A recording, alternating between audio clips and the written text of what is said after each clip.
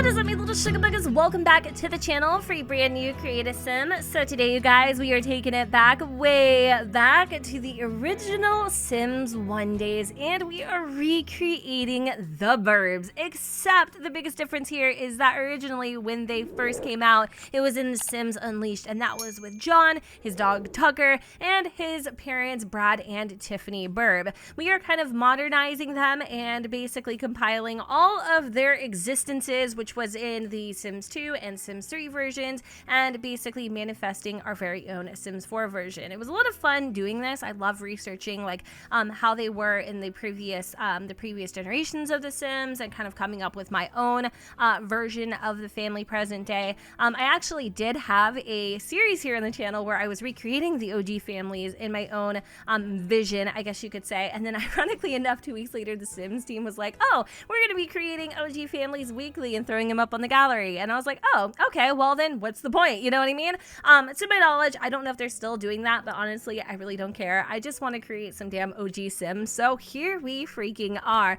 Granted, I will be uploading these to the gallery at Gen 2 606, and they will not have CC. I am using some default ojos right now. If you guys are interested in downloading them, I will provide a link in the description. So, okay, let me tell you just a little bit of history about the burbs. John and Jennifer are obviously married. They ended up having a child in The Sims 2, and her name was Lucy.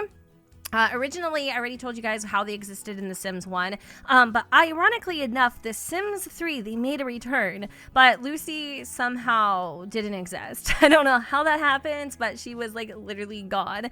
And they also came back in Dragon Valley. So, like I said, they were originally established in Old Town, The Sims Unleashed. Then they moved to Pleasant View, and obviously John and Jennifer got married. Then in the Sims 3, John and Jennifer somehow dropped their sack of potatoes and moved to Dragon Valley, where obviously it is a complete and utter mystery. So I decided to kind of pay homage to John's, happy beginnings in Old Town, and I actually moved the family into Brindleton Bay. I didn't give them a pet or anything, even though that would have been super duper fitting. I feel like if you guys wanted to, you could obviously maybe recreate the John's dog Tucker, which was a golden retriever, if you wanted, or just kind of like expand their family on your own. I just wanted to create the Sims. So even though John has kind of grown up rather in love with the outdoors, and he's always been into gardening and yada yada yada, he took a really weird turn in The Sims 3 where he actually wanted to become a robot crossbreeder.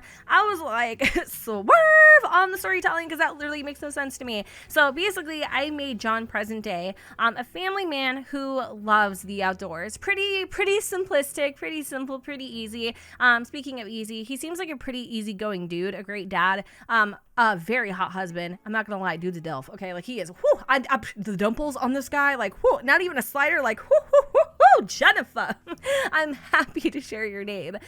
So whereas Jennifer, ironically enough, in The Sims 2, or just even ever since she was a little girl, she's always been really athletic. She kind of grew up as like a tomboy, and she was enrolled in like soccer classes. She was on a soccer team. Somewhere along the lines, though, in the Sims 2, she kind of like forgave that passion, and she kind of turned to the fashionista route instead, which again didn't really make a lot of freaking sense to me, because there was really not a lot that you could do like fashion wise in The Sims 2.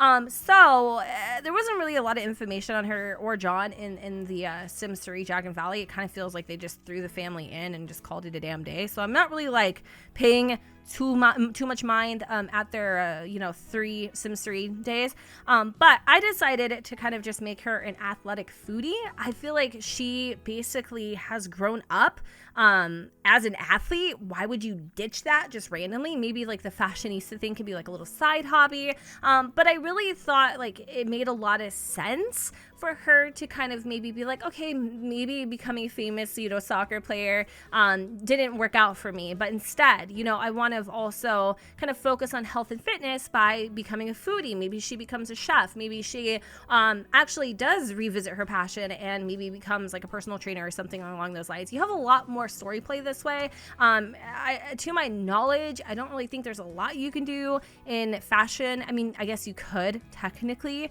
if you have the Sims 4 Get Famous, but it really didn't make a lot of sense to me at all. So I just kind of created her in my vision to be like an athletic foodie.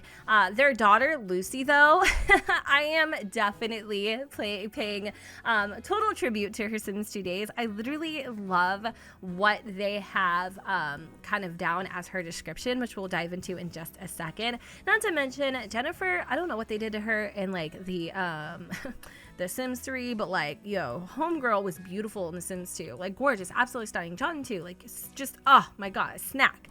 And then for some reason, Sims 3, they both look like little potato blobs. I don't know what happened, but I definitely feel like both of their characters are very like Sims 2 style in The Sims 3.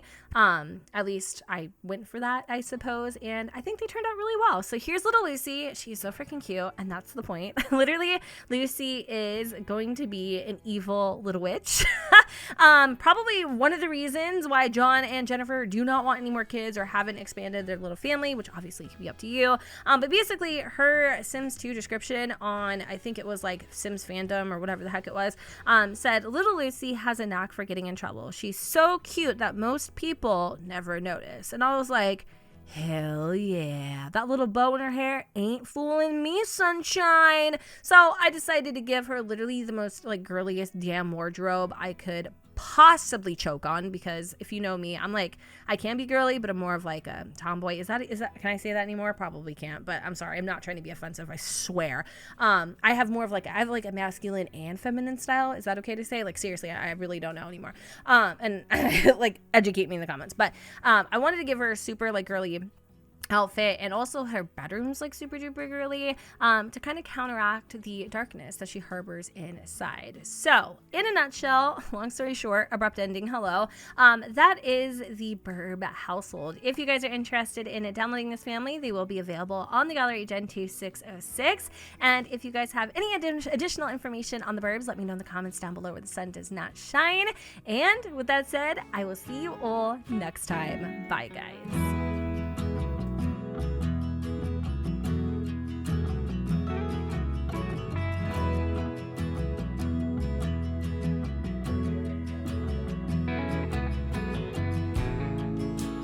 Thing about giving your heart away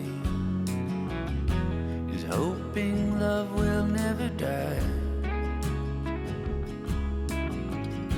But life unfolds in the strangest ways, and sometimes you just can't keep love alive. But I've tried, and I've tried.